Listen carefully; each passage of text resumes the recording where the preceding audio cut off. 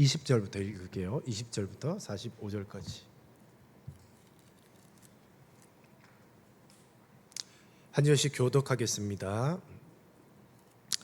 그 왕위를 이을 자가 압제자를 그 나라의 아름다운 곳으로 두루 다니게 할 것이나 그는 분노함이나 싸움이 없이 몇 날이 못되어 망할 것이요.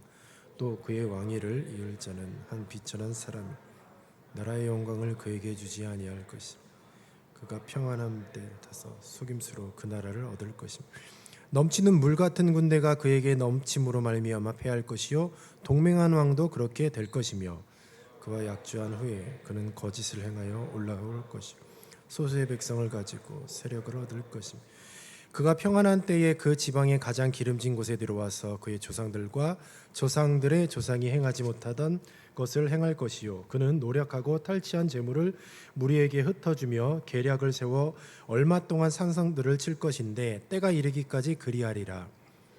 그의 힘을 떨치며 용기를 다하여 큰 군대를 거느리고 남방왕을 칠 것이요 남방왕도 힘이 크고 강 군대를 거느리고 맞아 싸울 것이요 능히 당하지 못하리니 이는 그들이 계략을 세워 그를 체밉네. 그의 음식을 먹는 자들이 그를 멸하리니 그의 군대가 흩어질 것이요 많은 사람이 엎드려져 죽으리라. 이 두 왕이 마음에 서로 헤어고자 한 밥상에 앉았을 때 거짓을 물 것이라. 이를 형통하지 못하리니 이는 아직 때가 이르지 아니하였으므로 그 일을 이루지 아니할 것임이니라. 북방왕은 많은 재물을 가지고 본국으로 돌아가리니 그는 마음으로 거룩한 언약을 거스르며 자기 마음대로 행하고 본토로 돌아갈 것이며 작정된 기한에 그가 다시 나와서 남방에 이를 것이나 이번이 그 전번만 못하리니 이는 기띔의 배들이 이르러 그를 칠 것임이라. 그가 낙심하고 돌아가면서 맺은 거룩한 언약에 분노하였고 자기 땅에 돌아가서는 맺은 거룩한 언약을 배반하는 자들을 살필 것이며 군대는 그의 편에 서서 성소 곧 견고한 것을 더럽히며 매일 드리는 제사를 폐한 멸망하게 하는 가증한 것을 세울 것이며 그가 또 언약을 배반하고 악행하는 자를 속임수로 타락시킬 것이나 오직 자기의 하나님을 아는 백성을 강하여 용맹을 떨치리라. 백성 중에 지혜로운 자들이 많은 사람을 가르칠 것이다. 그들이 칼날과 불꽃과 사로잡힘과 약탈을 당하여 여러 날 동안 몰락하리라.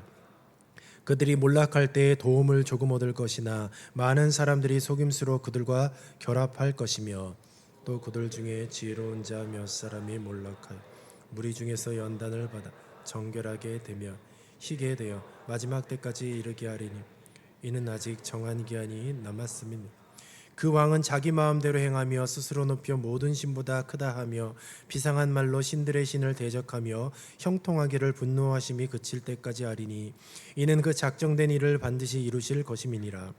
그가 모든 것보다 스스로 크다 하고 그의 조상들의 신들과 여자들이 흠모하는 것을 돌아보지 아니하며 어떤 신도 돌아보지 아니하고 그 대신에 강한 신을 공경할 것이요 또 그의 조상들이 알지 못하던 신에게 금, 은, 보석과 보물을 들여 공경할 것이며 그는 이방 신을 힘입어 크게 견고한 산성들을 점령할 것이요 무릇 그를 안다 하는 자에게는 영광을 더하여 여러 백성을 다스리게 하며 그에게서 뇌물을 받고 땅을 나눠주기도 하리라.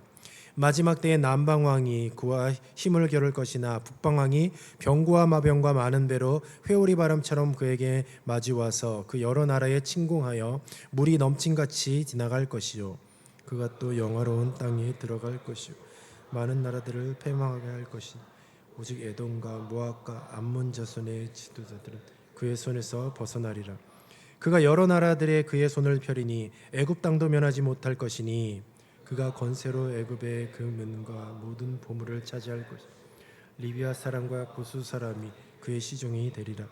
그러나 동북으로부터 소문이 이르러 그를 번민하게 하므로 그가 분노하여 나가서 많은 무리를 다 죽이며 멸망시키고자 할 것이요 그가 장막 궁전을 바다와 영화롭게 거룩한 산 사이에 세울 것이나 그의 종말이 이르니 도와줄 자가 없으리라. 아멘.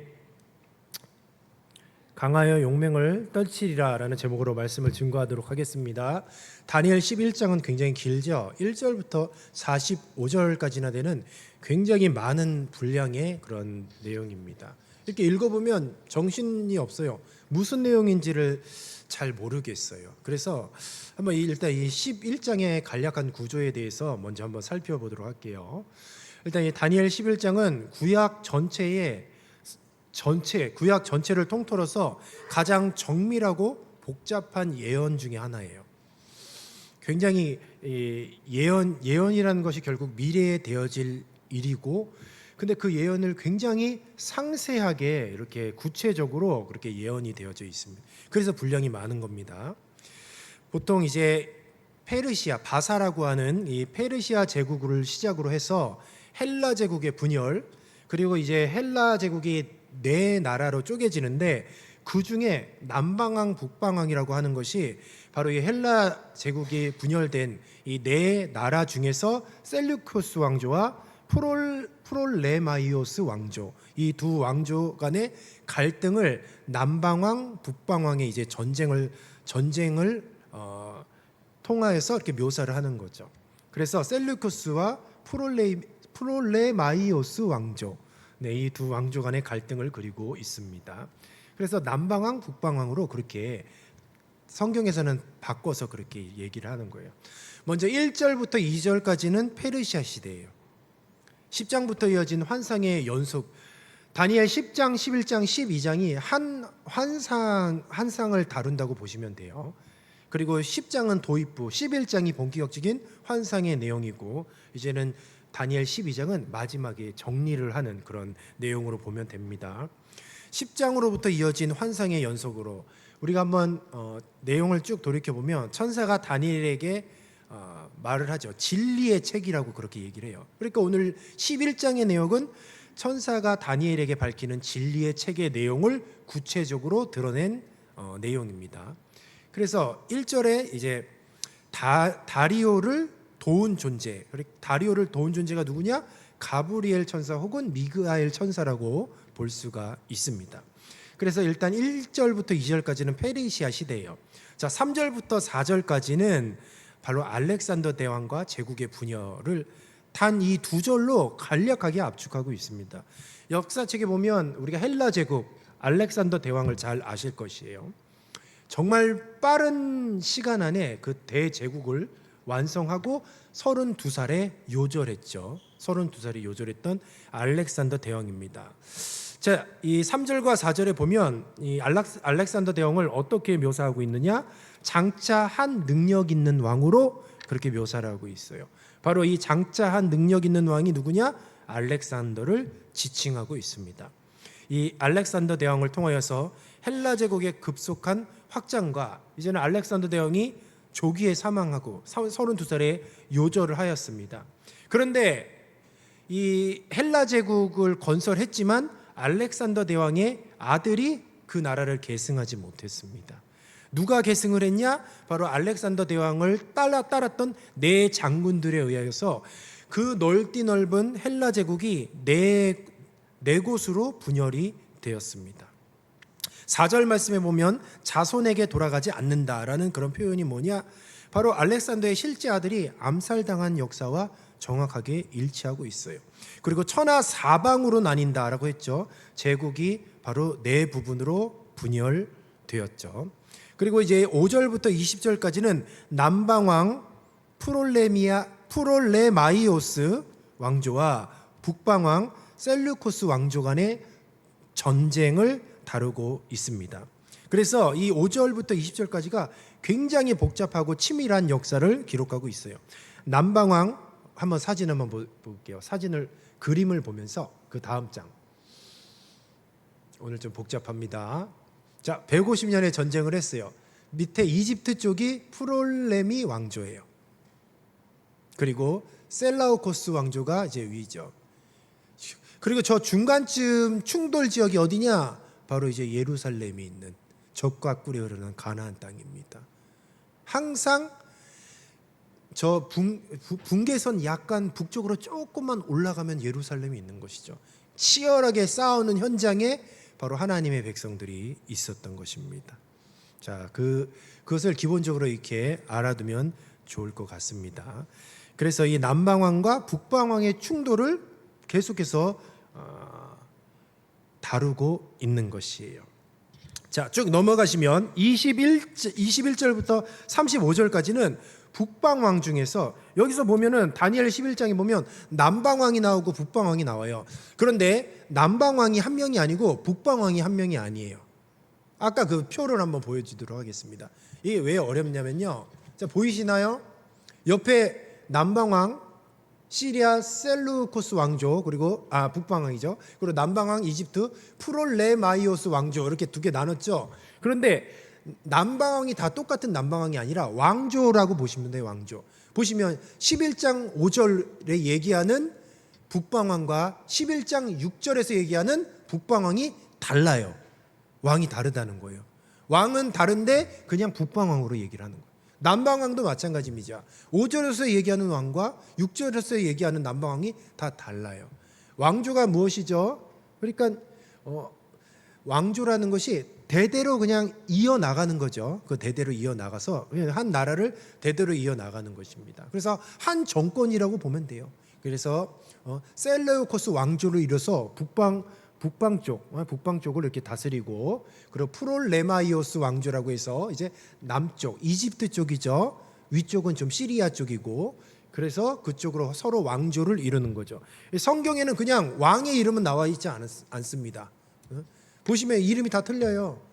셀레우코스 1세, 안티오코스 2세 이런 식으로 이름은 다 틀린데 그냥 성경에서는 저들의 이름을 얘기하잖아요. 그냥 남방왕 퉁 쳐서, 북방왕이라고 퉁쳐서 그렇게 얘기를 하는 것이죠. 그래서 조금 헷갈려. 그래서 이런 표를 기본적으로 아시면 좋고요. 혹시 이 표를 원하신다고 하면 사랑방 리더들한테 달라고 하십시오. 그럼 이렇게 주실 것입니다. 공짜로 이렇게 줄 거니까요. 달라고 하면은 참고하시고, 이렇게 성경을 이런 표를 보면서, 그러니까 여러분 성경을 읽을 때 그냥 읽으면 안 되고 공부하면서 읽어야 돼요. 공부하면서. DBS처럼 얼마나 열심히 공부합니까? 공부하면서 이렇게 읽어야 돼요. 자, 그래서 이런 형식대로 이루어진다라고 그렇게 보시면 됩니다. 그런데 문제는 바로 이 북방왕의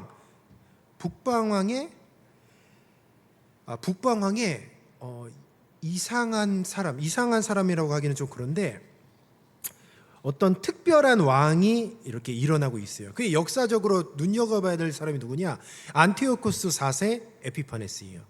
바로 이 사람이 누구냐면 비천한 자라고 이 다니엘 11장에 소개를 하고 있습니다. 바로 비천한 자가 등장을 해요. 근데 그 비천한 자가 누구냐? 대부분의 학자들이 안티오코스 4세 에피파네스, 북방왕이죠. 북방왕을 묘사를 하고 있습니다. 근데 이 사람이 어떤 사람이었냐? 교묘하게 권력을 장악했어요. 그리고 유대교를 받게 했습니다. 예루살렘 성전에 멸망케 하는 가증한 것을 세웠던 인물이었습니다. 그래서 다니엘의 전반부에서 계속 언급되는 주제고, 또 예수님께서 마태복음 24장에도 이 비천한 왕에 대해서 언급을 하고 있어요. 바로 그 인물입니다. 그래서 굉장히 중요해요. 원래는 이 안티오코스 4세 에피파네스가 그가 했던 행동이 왜 중요하냐면 마지막 때 요한계시록, 그러니까 마지막 대환란 때의 적그리스도가 하는 행동과 똑같다라는 거예요. 그러니까 역사적으로 한번 일어났던 실제적인 이 에피파네스라는 왕, 북방왕이죠. 그 북방왕이 결국은 마지막 때에 주님이 재림하기 직전 대환란 때의 적그리스도를 예표하는 인물이기 때문에 그래서 중요한 겁니다. 그래서 이 자가 특별히 비천한 자라고 그렇게 묘사를 하면서 21절부터 35절까지 이 북방왕 에피파네스에 대해서 굉장히 상세하게 그렇게 기록을 하고 있는 것이에요. 자, 그래서 1절부터 35절까지는 지금까지 있었던 역사적인 사실과 정확하게 일치를 해요. 역사책과 이 성경 말씀이 일치를 해요. 그리고 당시에 에피파네스는 실제 인물이었잖아요. 그러니까 우리한테는 과거예요. 역사라요, 역사. 근데 정확하게 1절부터 35절까지는 정확하게 일치를 하는데 문제는 36절부터 45절까지 소개되는 이 비천한 자가 했던 어떤 행동들이 일치하지가 않아요. 일치하지가 않아. 왜 일치하지가 않을까요? 35절까지는 일치하는데 36절에서 45절까지는 조금 달라요. 그래서 바로 이 사람이 적그리스도를 예표한다라고 그렇게 얘기할 수 있어요. 왜냐하면 36절부터 45절까지는 어디와 일치를 하냐? 바로 요한계시록의 적그리스도의 그런 행태랑 적그리스도가 했던 그런 모든 행동들과 일치를 하게 되는 것이죠. 그래서 36절부터는 역사책과는 조금 달라요. 왜냐? 아직 실현되지 않은 미래이기 때문인 거죠. 그래서 다니엘에게 주님께서 주신 환상은 단순히, 다니엘은 지금 바사 제국의 총리잖아요. 바사 다음이 헬라 제국이에요. 하나님께서 다니엘에게 주셨던 그 예언의 말씀은 그냥 근미래 헬라 제국만을 의미한 게 아니에요. 헬라 제국뿐만이 아니라, 다니엘은 헬라 제국은 미래였잖아요. 헬라 제국의 역사뿐만 아니라 마지막 인류의 종말까지도 예언을 해주신 거죠. 그것을 그냥 딱 묶어서 얘기를 해주신 것이 바로 11장이에요. 그런데 11장만 그런 것이 아니었습니다. 다니엘의 금신상, 그것도 마찬가지였어요. 로마까지 한 게 아니에요. 로마 다음에 적그리스도의 나라에 대해서 그렇게 이야기하는 것처럼 계속해서 똑같은 얘기를 하는 거예요. 결국은 인간의 제국을 얘기하고 마지막엔 짐승의 나라, 적그리스도의 나라를 얘기하고, 그리고 그 마지막에 하나님 나라를 얘기하는, 계속 이런 패턴이 계속해서 이루어지고 있는 것입니다. 자, 이 비천한 자는 특징이 있어요. 36절에 보면 그 왕이 자기 마음대로 행했다. 자기 멋대로 한 거예요. 모든 신보다 스스로 크다 하며, 그러니까 모든 신들보다 자기를 신격화하면서 크게 얘기를 했던 거예요.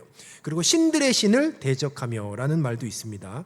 시편 136편 2절 말씀에 보면 이 신들의 신이 누구냐? 구약의 여호와 하나님을 부를 때 이렇게 소개를 하기도 해요. 신들의 신이다. 그런데 보니까 신들의 신을 대적한다라고 그렇게 말씀을 하고 있습니다. 그래서 결국 이 인물은 누구냐? 자기를 절대자로 내세우고 하나님께 직접 도전하는 존재였어요. 근데 이것이 인류 역사상 계속해서 이루어지고 있었어요. 창세기 11장의 바벨탑 사건이 그랬습니다. 그리고 우리가 말씀을 알지 모르겠지만 에스겔에도 두로왕이라고 나와요. 두로왕도 결국 적그리스도를 예표하는 그런 행태를 했었어요. 요한계시록 13장의 짐승이 바로 이 짐승과 동일한 행동을 했다라는 거죠. 그러니까 자기가 신적 자리에 오르려고 하는 인간의 궁극적인 교만을 반영하고 있는 것이에요. 결국 적그리스도가 누구냐? 자기를 신격화하고 자기가 하나님이라고 하고 하나님을 정면으로 대적하는 자, 바로 그 자가 적그리스도고 비천한 자를 통해서 예표하고 있는 것입니다. 자, 37절에 보니까 여자들이 흠모하는 것을 돌아보지 않는다라고 했어요. 여기서 여자들이 흠모하는 것이 뭐냐? 샤넬백이 아니라 여자들이 흠모하는 것은 여기선 남성 혹은 메시아를 가리키고 있습니다. 그리고 또 나아가서는 여자들이 섬기는 관련된 신이 있어요. 다산의 여신 아스드롯을 가리키는, 그냥 양쪽으로 분분해요, 의견이. 그런데 이것을 딱 묶어서 그 본문의 요지는 뭐냐? 여자들이 흠모하는 것을 돌아보지 않는데요. 이 비천한 자가. 이것은 뭐냐? 기존의 전통적인 종교 질서 자체를 무시하는 자라는 거예요. 그러니까 적그리스도는 기존의 종교 질서를 무시해요. 교회에 대한 어떤 문화, 기독교 문화, 어떤 예배 이런 거 깡그리 무시한다는 거예요. 그래서 말세의 때가 된다면 이제는 그 적그리스도의 나라에서 교회를 개입을 하기 시작하는 겁니다. 예배를 어떻게 드리는지 이제는 조금씩 행정적으로 개입을 하고, 예배 드리지 마, 이때 드리고 이때 드리지 마, 몇 시간만 드려, 막 이런 식으로 개입을 한다라는 거죠. 그 날이 이제 곧 오게 된다라는 것이에요. 여러분 한번 뉴스를 보시고 세상 돌아가는 걸 보십시오. 이제 멀지 않았습니다. 중요한 것은 바로 40절 말씀을 보면 마지막 때라고 그렇게 말씀하고 있어요. 마지막 때에 남방왕이 그의 힘을 겨룰 것이나 북방왕이 병고와 마병과 많은 배로 회오리 바람처럼 그에게로 마주와서, 그러니까 전쟁으로 침공을 한다라는 거죠. 결국 마지막 때에는 큰 전쟁이 있을 것이요. 계속해서 동일한 이야기를 하고 있습니다. 41절에서 43절을 말씀해 보면 영화로운 땅이라고 나와요. 그 영화로운 땅이 어디냐? 이스라엘 땅을 얘기하고 있어요. 예루살렘 중심 지역을 얘기하고 있어요. 바로 그 땅을 짓밟을 것이고 그곳에 사는 주민들을 정복할 것입니다. 그런데 쭉 보니까 에돔과 모압과 암몬은 보호를 받는다라고 그렇게 기록이 되어 있어요. 그러니까 마지막 때에 여러분, 에돔과 모압과 암몬은 전통적으로 하나님의 백성을 괴롭혔던 민족들이에요. 그런데 이 비천한 왕 적그리스도가 통치하는 그날이 다가오면 에돔과 모압과 암몬, 하나님의 백성을 괴롭혔던 자들은 그 사람들은 뭐냐? 괜찮다는 거예요. 그의 손에서 벗어나리라. 그들은 핍박이 없어요. 환난 때는. 그러나 환난이 통과한 후에 예수님이 재림하시고 나서 그들은 심판을 받을 것이는 거죠. 그래서 여러분, 마지막 때는 악인이 성행해요. 악인. 세상에 공의가 없어져요. 그래서 의인들은 핍박을 받고 악인들이 득세를 합니다. 하박국 선지자가 그것을 통해서 하나님께 물었었잖아요. 하나님, 왜 이렇게 악인들은 득세를 하고 의인들은 이렇게 핍박을 받습니까? 그런 질문을 했잖아요. 마지막 때 그렇다는 거죠. 만약에 여러분들이 의인으로 계속해서 믿음을 지키고 살아나간다고 한다면 여러분들은 이제 핍박을 받는 것이 당연한 시대에 도래하게 될 것이에요. 그래서 정리를 하면 특별히 36절에서 45절은 이 역사적인 예언으로 종말론적인 묵시로 이렇게 전환이 되는 그런 상징적인 장이라고 볼 수가 있어요. 단순히 안티오쿠스 에피파네스 4세를 넘어서 이 역사적인 인물이 이제는 적그리스도의 모습을 예표하고 있는 것으로 그렇게 볼 수가 있다는 거죠. 이 비천한 왕이 했던 것을 간략하게 얘기하면 성소를 더럽히고 매일 드리는 제사를 폐했어요. 역사적으로 에피파네스가 바로 이런 행동을 했을 것이고, 그리고 앞으로 다가올 적그리스도도 이런 일을 한다는 거죠. 성소를 더럽히고 매일 드리는 제사를 폐한대요. 이게 무엇을 얘기하네요? 하나님의 성전을 더럽히고 매일 드리는 제사, 우리가 드리는 예배를 폐한다는 거죠. 마지막 때 우리는 예배를 드리고 싶지만 드릴 수가 없어요. 그래서 정말 중요한 게 뭐냐? 건물이 중요한 게 아니에요. 바로 여러분 한 사람 한 사람 성전이 중요한 것입니다. 나중에 여러분 지하교회 때 다 지하교회 숨어서 예배 드려요. 왜냐면 잡혀가니까. 이게 북한의 일이 아니에요. 환난의 때에 우리가 당해야 될, 이제 곧 직면하게 될 그런 일이라는 거죠. 그 근거가 뭡니까? 성경에서 그렇게 얘기하고 있습니다. 성경에서. 그리고 신성 모독을 행하고 성도들과 싸워서 이긴다고 했어요. 우리가 이기지 않아요. 성도가 져요. 환난 때에 우리가 패배한다는 거예요. 우리가 패배하고 핍박을 받는다는 거죠. 이것이 요한계시록 13장 5절에서 7절에 잘 나타나 있어요. 제가 읽어드릴게요. 또 짐승이 과장되고 신성 모독을 말하는 입을 받고 또 42달 동안 일할 권세를 받았느니라. 짐승이 입을 벌려 하나님을 향하여 비방하되 그의 이름과 그의 장막 곧 하늘에 사는 자들을 비방하더라. 또 권세를 받아 성도들과 싸워 이기게 되고 각 족속과 백성과 방언과 나라를 다스리는 권세를 받았으니. 자, 짐승이 권세를 받아서 성도들과 싸워 이긴대요. 우리가 진다라는 거지. 자, 에피파네스가 예루살렘을 장악하고 제사를 폐하는 일이 궁극적으로 종말의 때, 바로 재림의 때에 이루어질 일이라는 거예요. 이것이 방금 읽었던 요한계시록 13장 7절에 분명하게 기록되어 있습니다. 여러분, 이 시대를 보고 우리가 분별할 줄 알아야 돼요. 지금도 교회를 무너뜨리려고 하는 움직임들이 너무나 많이 있어요. 종교다원주의, 동성애, 차별금지법도 그렇고, 그리고 사회주의, 공산주의 사상, 이런 것들, 무신론, 이런 것들에 빠지면 답이 없어요. 답이 없어. 사상이 정말 무서워. 사상이. 여러분은 어떤 사상이 아니죠. 여러분은 말씀으로 무장해야 돼요. 말씀으로. 그리고 멸망하게 하는 가증한 것을 세우고 강한 신을 공경한다라고 그렇게 말씀하고 있어요. 역사적으로 안티오코스 4세 에피파네스가 성전에 제우스상을 세웠습니다. 우상으로 성전을 더럽게 했어요. 그리고 종말의 대환란 때에 이제는 적그리스도도 똑같이 한다는 거예요. 에피파네스가 했던 것처럼 짐승의 우상을 세우고 마귀를 숭배하게 한다라는 거죠. 31절 우리가 같이 한번 읽어볼게요. 31절입니다. 시작. 군대는 그의 편에 서서 성서 곧 견고한 곳을 더럽히며 매일 드리는 제사를 폐하며 멸망하게 하는 가증한 것을 세울 것이며 아멘. 그대로 기록되어 있어요. 자, 36절, 37절 제가 읽어드리겠습니다. 그 왕은 자기 마음대로 행하며 스스로 높여 모든 신보다 크다 하며 비상한 말로 신들의 신을 대적하며 형통하기를 분노하심이 그칠 때까지 하리니 이는 그 작정된 일을 반드시 이루실 것임이라. 그가 모든 것보다 스스로 크다 하고 그의 조상들의 신들과 여자들이 흠모하는 것을 돌아보지 아니하며 어떤 신도 돌아보지 아니한다라고 그렇게 말씀하고 있어요. 에피파네스가 당시에 멸망해 하는 가증한 것을 세우고 10가지 칙령을 공포했어요. 첫 번째, 유대인들은 이방인들의 관습을 따를 것. 두 번째, 성소 안에서 번제를 드리거나 희생 제물을 드리거나 술을 봉헌하는 따위의 예식을 하지 말 것. 세 번째, 안식일과 기타 축제일을 지키지 말 것. 네 번째, 성소와 성직자들을 모독할 것. 적그리스도가 이제 오면 똑같이 이렇게 한다고요. 성소와 성직자를 모독할 것. 정생물 목사 앞에서 정생물 욕하라고 이렇게 한다고요. 그럼 여러분들은 제 욕해야 되겠습니까? 안 해야 되겠습니까? 안 되죠? 누가 안 된다고 했어요? 에? 고마워요. 욕하지 마십시오, 여러분. 의리가 있지. 이건 신앙을 떠나서 의리가 있지. 절대 욕하면 안 돼요, 여러분. 욕한다고 시킨다고요. 근데 또 욕하는 사람이 있어.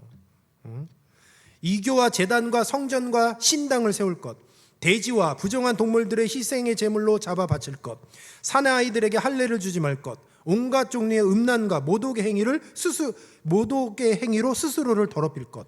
율법을 저버리고 모든 규칙을 바꿀 것. 이 명령을 따르지 않는 자에게는 사형에 처한다. 이렇게 칙령을 내렸다는 거예요. 이 역사적으로 이렇게 내렸다는 거죠. 근데 이게 뭐냐? 결국 이 에피파네스가 한 것이 미래에 될 일들의 예표라는 것이니까 우리가 짐작을 할 수 있다는 거예요. 짐작을. 그러니까 무섭다는 거예요. 자, 어쨌든 에피파네스가 했던 행위들이 굉장히 많은데 뭐 이런 것들은 쭉쭉 넘어가고 정말로 중요한 것이 있어요. 정말로 중요한 것. 여러분, 북방왕이랑 남방왕이 싸운 것이 중요한 게 아니에요. 정말 중요한 건 뭐냐면 아까 지도 보셨죠? 북방왕이랑 남방왕이랑 치열하게 싸우는 그 장소가 어디였어요? 당시 예루살렘 주변이었죠. 이 얘기가 뭡니까? 우리가 하나님의 백성으로서 신앙을 지키는 장소가 어디냐? 바로 그곳이에요. 치열하게 싸우고 있는 장소. 그리고 엄청나게 하나님의 백성을 핍박하는 바로 그 장소에서 우리가 신앙생활하고 있다는 거죠. 자, 32절 보도록 할게요. 32절 아주 중요합니다. 같이 한번 읽어보도록 할게요. 시작. 그가 또 언약을 배반하고 악행하는 자를 속임수로 타락시킬 것이나 오직 자기의 하나님을 아는 백성은 강하며 용맹을 떨치리라. 아멘. 야, 여기서 정말 중요해요. 한번 따라해 보겠습니다. 하나님을 아는 백성은 강하며 용맹을 떨치리라. 하나님을 모르는 백성은 정샘물을 욕한다. 그렇게 되는 거예요. 성직자 막 욕하고 그런다고 했잖아요. 담임 목사님 욕하고 부목사 욕하고 교회 욕하고 그리고 떠난다고요. 자, 여기서 중요한 게 뭐냐면 우리가 이런 정말 허리케인 태풍의 눈에 있는 거와 마찬가지예요. 북방왕과 남방왕이 딱 싸우는 그 경계선에 이스라엘 백성들이 있었잖아요. 마찬가지입니다. 대환란의 때에 우리가 있을 장소가 바로 거기예요. 우리가 거기서 신앙생활을 해야 되는 거예요. 근데 바로 그런 어려운 상황 속에서도 끝까지 다니엘과 같이 새 친구들과 같이 믿음을 지키는 자들이 있었어요. 그 자들의 특징이 무엇이냐? 하나님을 아는 백성이었다는 거예요. 하나님을 아는 백성. 여러분 하나님 알죠? 예수님 누구예요? 근데 예수님이 누구십니까 하면 대답 잘할 걸요 아마. 응?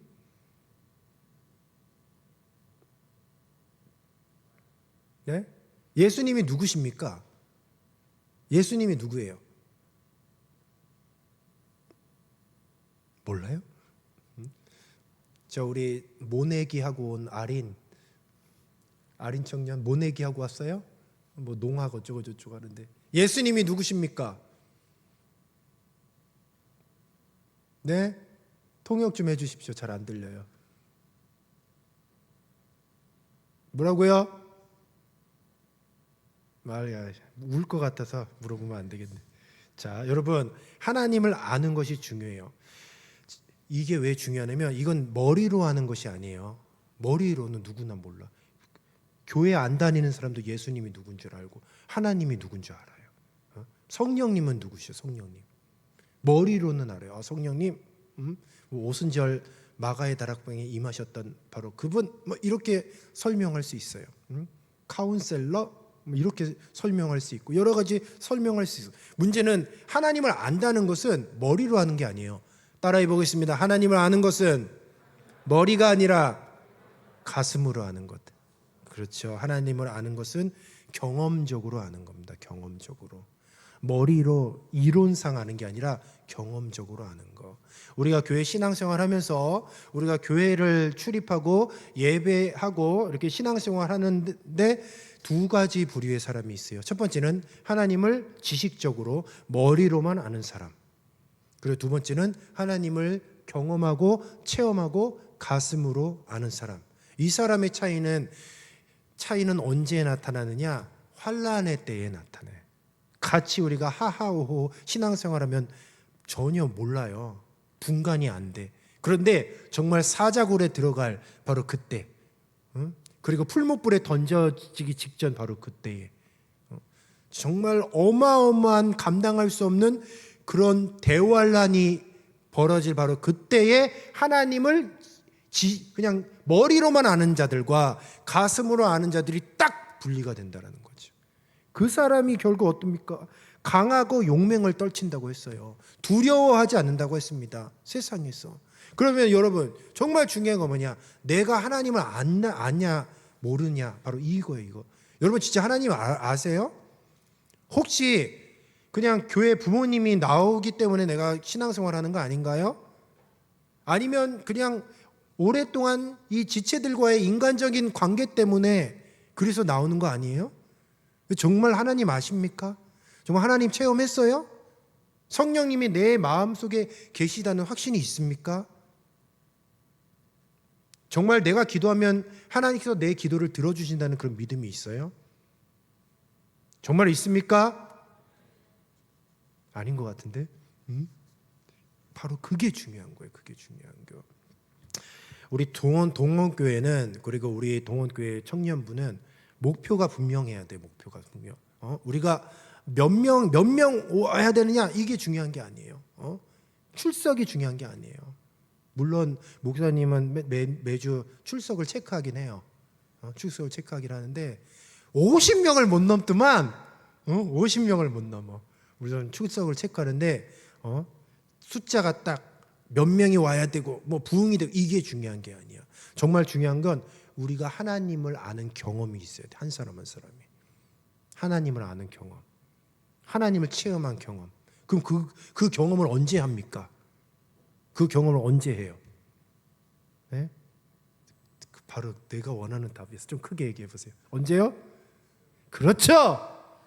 수련회 때 그 경험을 하게 될 줄로 믿습니다. 물론 우리 청년 예배 때도 우리가 말씀과 기도를 통해서 그런 경험을 하지만 여러분 특별히 수련회 때 그런 경험을 하는 경우가 굉장히 많아요. 이거는 제가 체험을 했어요. 언제냐면 이때 수련회 때 해야 될 얘기를 제가 미리 하도록 할게요. 박영신이라는 청년이 있었어요. 오늘 도영 청년 군대 가죠. 그 청년이 언제 갔냐면 수련회 이제 수련회 다음 날 군대를 가요. 근데 해병대 머리도 깎고 왔어요. 수련회 다음 날 가는데 신앙생활하는데 하나님을 모르겠는 거예요. 믿어지지도 않고. 그래서 수련회 이제 마지막 갔어요. 마지막 가서 이제 하나님 만나고 가려고. 얼마나 기특합니까? 군대 이렇게 가기 전날에 수련회 딱 참석해서 이제 기도를 한 거예요. 기도를 했는데 이제 보통 기도하면 이제 통성 기도를 하잖아요. 주여 주여 하고 기도하고. 그래서 이제 예수님 만나야 되니까 그래서 이제 열심히 기도를 해요. 그래서 그때 이제 기도 인도를 했어요. 기도를 인도했는데 그때 여러분 보통 기도를 하면은 몇 분 정도 기도하면 기도 많이 했다고 봅니까? 그때 나도 좀 헷가닥했나 봐. 그때 기도 인도를 했는데 40분을 했어요. 40분. 이게 뭐냐면 한 기도만 계속 기도를 시킨 거죠. 이 얘기는 뭡니까? 이번 수련회 가서 계속 시킬 수도 있어요. 그러니까 봐서 기도 안 하고 딴 생각하고 졸고 그럼 계속 기도하는 거예요. 그래서 40분 기도했다고 했잖아요. 근데 저한테 끝나고 따지려고 했대요. 너무 힘드니까. 너무 힘드니까 따지려고 했는데 그래도 계속 기도를 막 시키고 계속 기도를 시켰는데 간증이에요. 정확하게 이제 끝나고 저한테 대드리려고 그랬대요. 목사님 왜 이렇게 날 힘들게 하냐고. 뭘 기도를 시키는데 뭐 나는 아무 감흥도 없고 아무것도 느끼는 것도 없고 예수님 만난 것 같지 않고. 그래서 끝내 씩씩거리면서 따지려고 했는데 그래도 시키는 거란 거예요. 기도 열심히 하고 튼 소리를 하고 통성 기도하세요 막 이렇게 했거든요. 그런데 정확하게 35분에 그 친구가 얘기해 준 거예요. 35분에 나한테 얘기하는 거예요. 목사님 내가 정확하게 35분에 예수님 만났다고 그러고 예수님 만났대. 그래서 내가 살았어. 주님이 나를 살려주셨어요. 그리고서 군대 갔다고요. 만약에 그 친구가 예수님 안 만나고 군대 갔으면 어땠습니까? 제 생각엔 교회 다시 나오기 힘들었을 거예요. 여러분 예수님을 만나고 신앙생활하는 것이 이렇게 중요해요. 하나님을 살아계신 하나님을 경험하고 신앙생활하는 게 이렇게 중요해요. 만약에 내가 하나님을 만나지도 않고 예수님이 내 마음속에 믿어지지도 않고 인간관계 때문에 그냥 신앙생활한다 할 수 있어요. 종교생활 충분히 할 수 있어요. 그렇게 되면 미안하지만 진짜 어려운 일이 있을 때 나가 떨어져요. 그리고 진짜 죽을 것 같을 때 예수님 부인한다고. 진짜 그래요. 그래서 목표를 딱 정한 거죠. 그렇구나.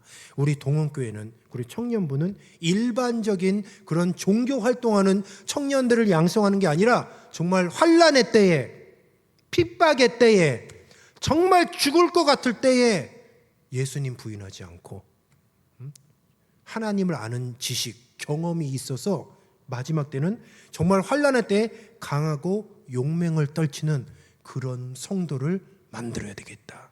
바로 이것이 우리 동원교회 청년부의 주님께서 우리들에게 주신 비전인 줄로 믿습니다. 그러니까 여러분 우리가 신앙생활 대충 하면 안 돼요. 그럭저럭 하면 안 돼요.